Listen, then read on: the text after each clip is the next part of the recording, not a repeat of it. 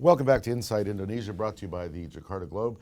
Today we're talking with Harlow Russell, the Vice President for International Operations of Property Guru Group, and the guy who set up Rumah.com. Thank you. As we know and love it. Absolutely. It's growing all the time, which is terrific. Indonesian property for foreigners. Ooh, What? got to be careful. Yeah. How does it work? Okay, well, Because a lot of our audience obviously are expats. And, yes, well, officially, foreigners cannot buy property. Right. Officially, there's the land use law of 1960, which basically says no foreigners can buy property. Okay. They changed that in 1996, 97 to allow leasehold.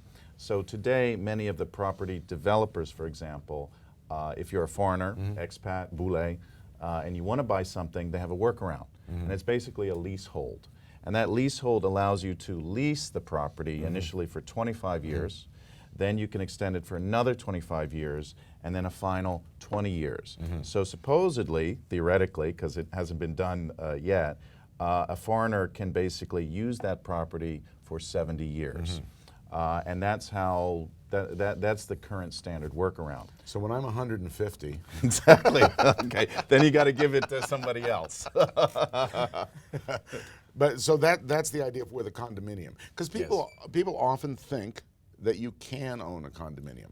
Well, But you can't really. you can't really. Okay. Now there's recent discussion, and supposedly maybe soon they'll change the law slightly to allow a building occupancy certificate. That's what's in the press lately, which would allow the foreigner to own that unit outright. Right. However, you still have no rights to the land at all. Right, okay. And you don't have a right to vote in the apartment or condo association. So you don't get the condo vote. You don't get the condo vote. So, you have to be careful of that, and that could be perfectly fine. Right. But on the other hand, if they limit the amount of foreign ownership in a condo, which currently on the books is supposedly going to be 40%, it means that 60%, which are Indonesian, control 100% of the building. Okay. It may not be a big deal, but you need to be aware of it up front. Yeah, and so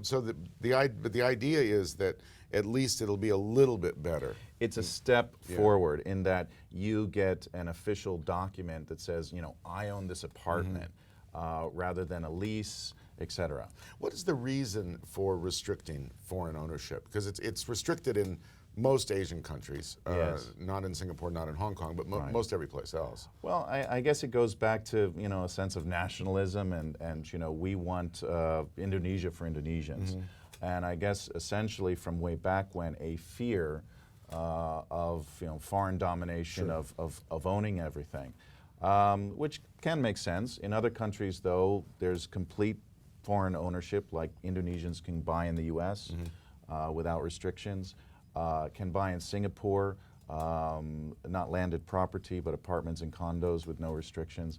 So it's a philosophy, and perhaps it's a transition point over time of countries. Yeah, well, it's. I think as countries become more prosperous, they get a little less afraid, a little bit more open, of these things, and that's a lot of what happens here with the negative investment list on a number of fronts.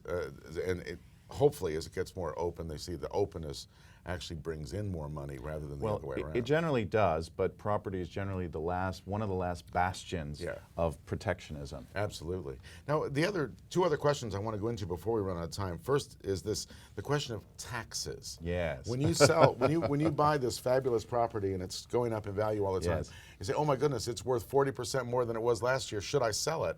What happens on the tax front? Right. Well, again, buyer beware, because property can double in Indonesia, and I have friends who have bought, and things have, quote, doubled in 2 years. But Indonesia also has some very, very clear black and white tax rules on selling property. One is VAT, 10%, done deal. Any transaction, VAT. The next is luxury tax, 20% on any unit, property, apartment over 400 square meters, which generally would be what an expat would buy. So boom, another 20%. Then you have a standard flat 5% transaction fee. Boom, 35%. And finally, Indonesia has a fixed capital gains rate of 5%.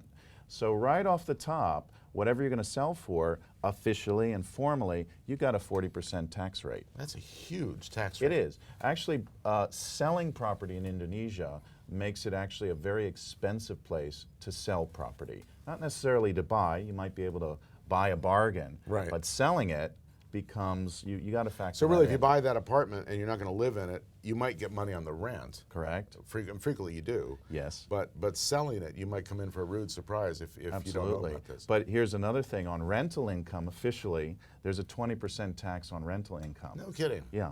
So a lot of people aren't aware of that, and of course, it might not be in the brochure. But if you're going to follow the rules, rental income is taxed at 20% flat. Well, we're going to follow the rules and close this down because we're out of time. All right. But thanks very much for that. That's interesting. Watch out for the taxes if you're going to sell property. Yes. You might be in for a rude surprise. You've been watching Insight Indonesia, brought to you by the Jakarta Globe. Let me remind you that the show is available live streaming on BeritaSatu.com and BeritaSatu.tv, and we put the shows online at thejakartaglobe.com. Thanks for being with us. Thank